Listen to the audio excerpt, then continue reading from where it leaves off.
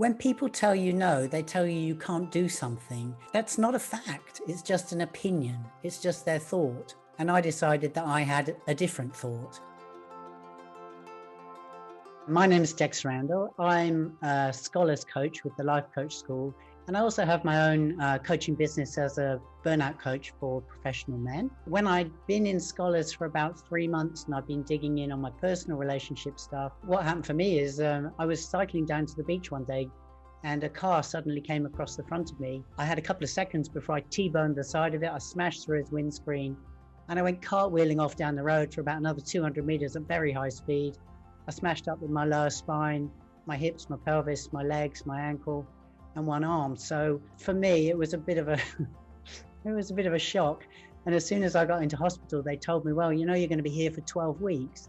And for the first 8 weeks, you're not going to be able to move at all out of your bed or anything. And then they said to me, well, and you know, it's probably going to be about a year before you can learn to walk properly again. And to be honest, getting up that morning, that hadn't been in my plan. When I'm listening to them, it was very hard to accept the news that they gave me. So straight away, because I've been in scholars for a while, I thought, well, okay, I'm not going to accept what they're saying. They're telling me one thing and I decided otherwise. I decided my impossible goal would be to walk without crutches at week 13, which is 1 week after coming out of hospital. And so I booked a flight to visit my family. I live in Australia and they live in UK. So it's a 24-hour flight. I knew it was going to be difficult. I knew it was going to be painful, but I completely committed and I booked a flight to go and see them.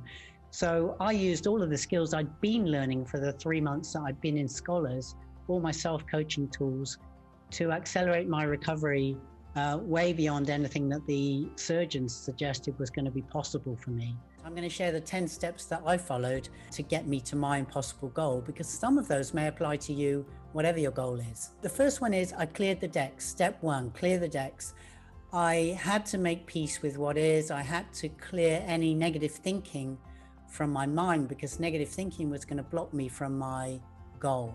As soon as I'd had the accident, I immediately knew I had to forgive the driver who'd hit me, because it wasn't in his plan to hit me. It was a complete accident. He wasn't to blame. And if I blamed him, I was going to be in victim mode. And from victim mode, I wasn't going to be able to achieve my goal. So I forgave him on the spot and I let that go. And my step 2 then was to set myself the impossible goal, which was to visit my family at week 13. It was going to be a 24-hour flight. To get there it was going to be very difficult and painful, I thought, for me. But nonetheless, I committed, because 6 months before I'd had a heart attack and I'd been in rehab from that for a really long time. And my family were really dying to see me and I was dying to see them. So I just bought the ticket. I committed. I decided that was what I was going to do. And so step 3 was being told no. When people tell you no, they tell you you can't do something. That's not a fact. It's just an opinion. It's just their thought about something. And I decided that I had a different thought. I actually, right from the beginning, I visualized myself being able to walk on the beach again. And in fact, I'm a runner and I visualized myself being able to run on the beach, even though they told me I would never run again. I lived in the future self, the future me who'd already made a full recovery and who was already able to do those things. I rehearsed every day. Step 4 is I took massive action. I disciplined my mind to do every little thing that would move me towards my goal. I did everything that the staff and the surgeons told me to do to recover. They told me to do bed exercises lying in my bed, which was very difficult to do. They said, do 300 of these, 200 of those, 3 times a day. And I just did it. I didn't have to feel like it. I didn't have to want to do it. Didn't have to be comfortable. I really reminded myself of my why. When I was in pain and I was miserable, I just remembered what I was trying to achieve and that this would take me forward to it. Finding positive evidence that I was moving towards my impossible goal, because the brain is always looking for negative evidence. It's always looking for what might go wrong, what has gone wrong, what is wrong. And so I looked intentionally for the positive evidence of what was going right. On bad days, when I felt really hurt and broken and hopeless, I just rested my mind a little bit, and next day I just picked up and started again. And I never lost faith that it was all going to work out in the end. To help me along the way, also step 6, I set a second goal, which is in week 2, when I was in hospital, from lying in my hospital bed, I had a pre-arranged interview for coaching certification at the Life Coach School. I thought, I'm going to still run with this. because at 16 weeks, they said, well, there's a live course, a live coaching course happening in Dallas. And I decided I would still go. And I set a third goal, actually. I decided I was going to buy myself a new push bike at 6 months because my old one got written off in the accident. Having those kind of sub goals helped me to get to my big goal, I think. So step 7 was I accepted support. I decided that the learning for me in this experience, I was like a naked, broken animal by the side of the road. I was raw, I was vulnerable, I was completely and utterly helpless. So I needed to accept some support from other people. My friends, God bless them, came and visited me most days in hospital. And they brought me coffee and they brought me laughs and they brought me vitality. And it was really amazing for me. And I realized I didn't need to do my impossible goal by myself. Previously, my MO was to fix my own problems. So it was quite a big leap for me. So step 8 is being in gratitude for what is.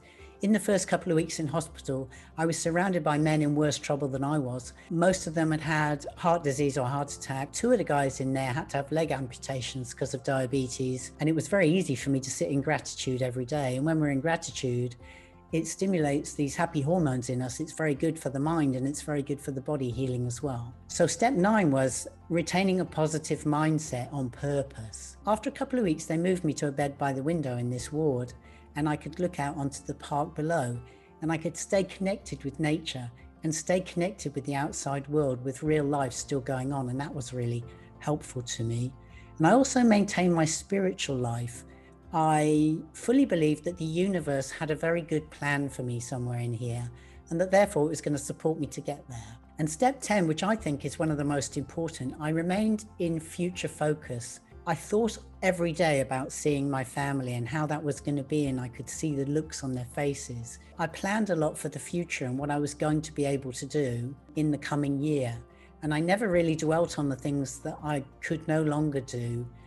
Even though that could have been very painful for me, I really tried not to go there. When I took those 10 steps, and I really hope some of those apply to you, whatever your impossible goal is, looking back on it now, I did visit my family at week 13 without crutches, and it was epic. It was wonderful, and I wouldn't have missed it for anything. And I did go through coach certification in Dallas at week 16, and I did buy a new bike at 6 months, even though I was completely unable to sit on it, let alone ride it.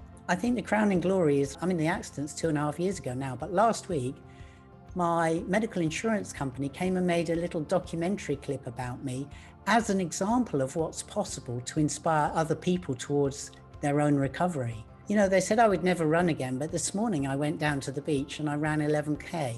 So whatever you think is impossible, really ask yourself again if that's actually true, because for me, it never really has been.